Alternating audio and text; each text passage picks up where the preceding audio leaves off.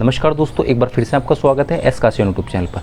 दोस्तों, वर्तमान में जो हमारी केंद्र सरकार है वो सरकारी संस्थानों को प्राइवेट करने की बात करती है, मतलब उनके निजीकरण का पक्ष लेती है। तो हम सभी तरह के डिपार्टमेंट की इस वीडियो में बात नहीं करेंगे। हमारा एक्चुअली टीचिंग रिलेटेड चैनल है, तो दोस्तों केवल हम सरकारी स्कूलों की बात करेंगे कि सरकारी स्कूलों का निजीकरण कितना सही है, कितना गलत है और एक शिक्षक की दृष्टि में क्या उपयोगी सिद्ध हो सकता है। और दोस्तों, अगर आप एक शिक्षक हैं या फिर भावी शिक्षक है, भविष्य में शिक्षक बनने वाले हैं, तो इस वीडियो को पूरा देखना, स्किप करके मत देखना। कोई मैं ज़्यादा बड़ी वीडियो नहीं बना रही, क्योंकि इस टॉपिक पर तो दोस्तों 2 दिन भी आप बात कर लोगे तो भी ख़त्म नहीं होगा। ठीक है, तो मैं ज़्यादा वीडियो नहीं, छोटी सी वीडियो बनाऊंगा। अगर आप एक शिक्षक है तो निश्चित रूप से दोस्तों इस वीडियो को जरूर देखें, क्योंकि हम शिक्षकों के लिए ही ये वीडियो है।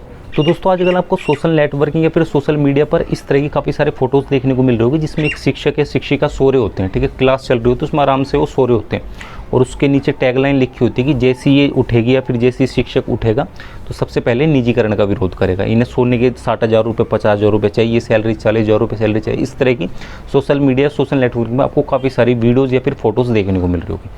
अब देखिए दोस्तों, हमारा देश एक लोकतांत्रिक देश है, इस पे सबके अपने विचार हो सकते हैं। ठीक है, तो अगर आप इसका समर्थन कर रहे हैं तो प्लीज़ बुरा मत मानना, इस वीडियो को देख लेना। एक पूरा वीडियो देखने के बाद ही आप कमेंट में मुझे कुछ भी बोल सकते हैं। ठीक है, इसकी कोई दिक्कत नहीं है, आपको जो भी ठीक लगे आप बोल सकते हैं, लेकिन प्लीज़ पहले इस वीडियो को पूरा देख लेना।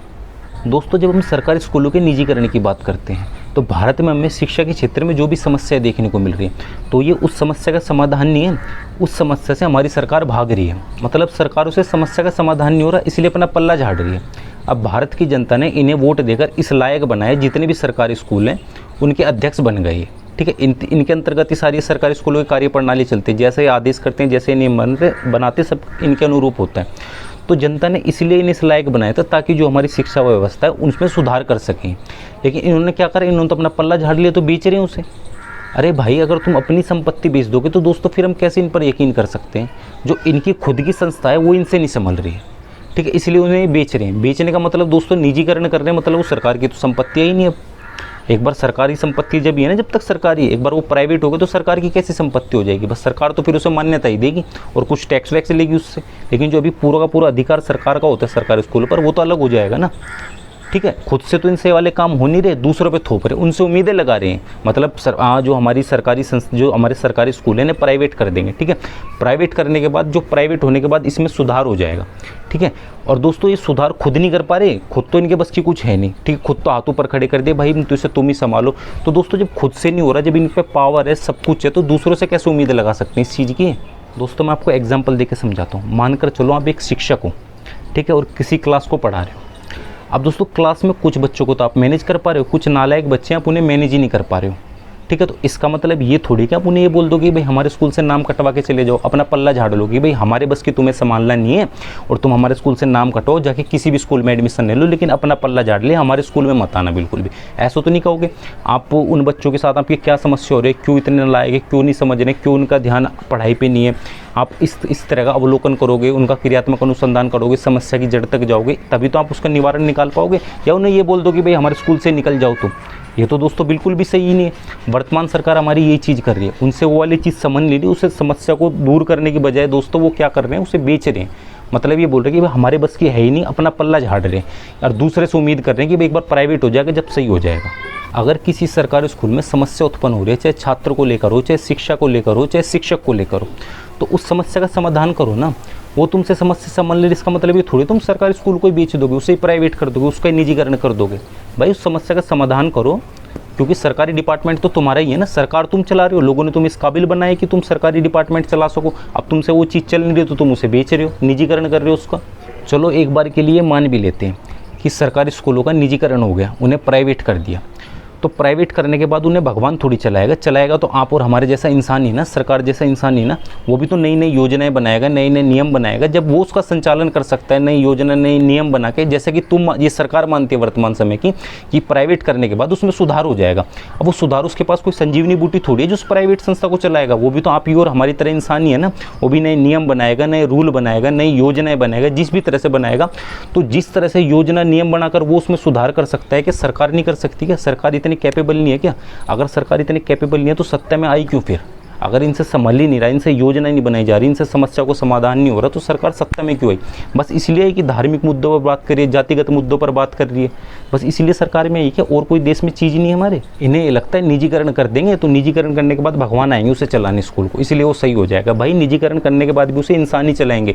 अगर जो इंसान निजीकरण करने के बाद जब जो भी इंसान उसे चलाएंगे, जब वो उस समस्या का समाधान कर सकते हो, भाई सरकार क्यों नहीं कर सकती?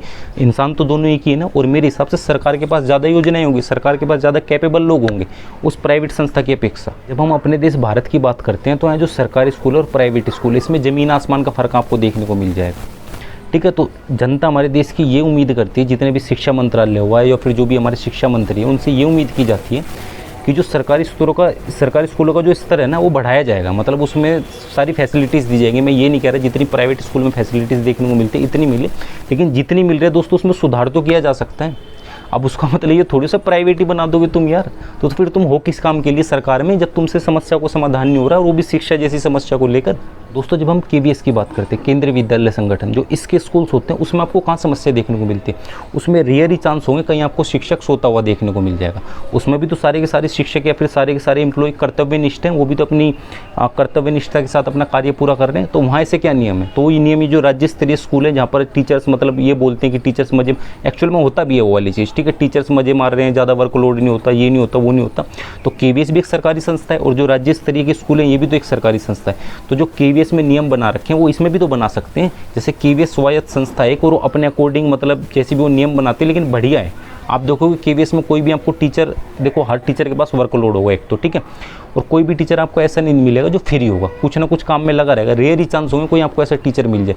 तो भैया जो KVS में नियम बना रखे हैं उन्होंने, या फिर इससे भी बढ़ के नियम आप राज्य स्तरीय स्कूलों पर भी कर दो। आप तो उसे प्राइवेट करने में लगे। अगर वहाँ पर नियम बना दो तो ये भी तो सुधर सकते हैं स्कूल, वो भी सरकारी संस्था है, ये भी सरकारी संस्था है, तो ये भी आप कर सकते हो। एक साइड से आपने वक्तव्य सुना होगा अमेरिका का, ठीक है। अमेरिका में दोस्तों क्या है, अमेरिका में 80% लोग ना सरकारी स्कूलों में पढ़ाते हैं अपने बच्चों को, ठीक है। 20% लोग ही हैं जो प्राइवेट में पढ़ाते हैं, शायद 10% होंगे, 90% हमारे सरकारी स्कूलों में पढ़ाते हैं अमेरिका के लोग, ठीक है। अब दोस्तों जब वहाँ एक भारतीय नागरिक गए थे, ठीक है, एक अमेरिका का नागरिक था, एक भारतीय नागरिक था, ठीक है, दोनों का वक्तव्य आपस में वार्तालाप हो रहा था। तो उसने तो बता दिया भाई हमारे में तो 80-90% लोग हैं, और वो 80-90% लोग सरकारी स्कूल में पढ़ाते हैं अपने बच्चों को, 10% शायद से उसमें पढ़ा देते हैं प्राइवेट स्कूल में, ठीक है। लेकिन जब उसने वो भारत वाले से पूछा कि भाई तुम्हारे स्कूल में क्या देश व्यवस्था है, देश की क्या व्यवस्था है शिक्षा को लेकर, सरकारी स्कूलों को लेकर, तो उसने बताया कि भाई हमारे सरकारी स्कूल और हमारे प्राइवेट स्कूलों में ज़मीन आसमान का फ़र्क है। जो उच्च कैटेगरी के लोग हैं, जो अमीर लोग हैं, वो सारे के सारे अपने बच्चों को प्राइवेट स्कूल में पढ़ाते हैं, और जो बेचारे हमारे गरीब लोग हैं वो पढ़ाते तो सरकारी स्कूल में, लेकिन उनके अंदर भी मन में इच्छा होती है कि वो भी अपने बच्चों को अच्छे प्राइवेट स्कूल में भेजे। तो वो सुन के चौंक गया।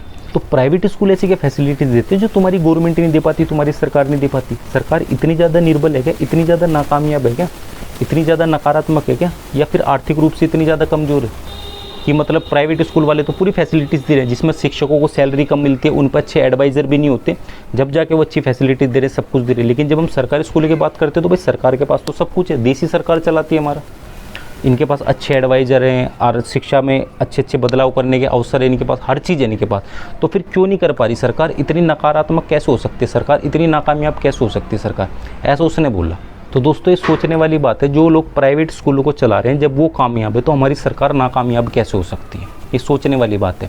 और ये मैं अभी नहीं बोल रहा, आज से पहले जिसकी सरकार है उनकी भी मैं बोल रहा हूँ, और वर्तमान समय में जिसकी सरकार है उनकी मैं बोल रहा हूँ। एक्चुअली कहने में तो दोस्तों हमारा देश लोकतांत्रिक देश है, जब सारे लोग अपने वोटों के आधार पर अपने नेतृत्व के लिए एक नेता को चुनते हैं। लेकिन दोस्तों असली बात ये, लोगों के पास ना ऑप्शन ही नहीं है। दो ही पार्टी हैं जो PM उम्मीदवार उतार सकती है, मतलब हैं तो बहुत सारी पार्टी, लेकिन मैक्सिमम चांस है दोस्तों 2 ही पार्टी से आपके PM आएंगे, या तो भाजपा से आएंगे या तो कांग्रेस से आएंगे। कांग्रेस को भी आपने आजमा के देख लिया और भाजपा को भी आपने आजमा के देख लिया, तो लोगों के पास ऑप्शन ही नहीं है। कहने का ही लोकतांत्रिक देश रह गया, लोग वोट जरूर दे रहे हैं। और मीडिया देख लो दोस्तों, मीडिया इन चीज़ों पर तो कभी बात ही नहीं करेगी, सारी की सारी दूसरी तरह की बात चलती रहेंगी। अरे जो मेन समस्या है उन पर तो बात करो ना। दोस्तों इस विषय पर और भी काफ़ी सारे महत्वपूर्ण तथ्य जिन पर हम चर्चा कर सकते हैं, लेकिन समय की सीमा को देखते हुए दोस्तों इस वीडियो को हम यही विराम देते हैं। अब मैं ये नहीं बोलूँगा आप इस वीडियो को लाइक करें, चैनल को सब्सक्राइब करें, जो आपको करना है करो, लेकिन दोस्तों इस वीडियो को शेयर जरूर करें। इस बार आप जितने भी शिक्षक हैं, फिर जितने भी हमारे भावी शिक्षक हैं जो भविष्य में शिक्षक बनने वाले, उन सभी दोस्तों, उन सभी मित्रों, भाई बहनों को इस वीडियो को जरूर से जरूर शेयर करें।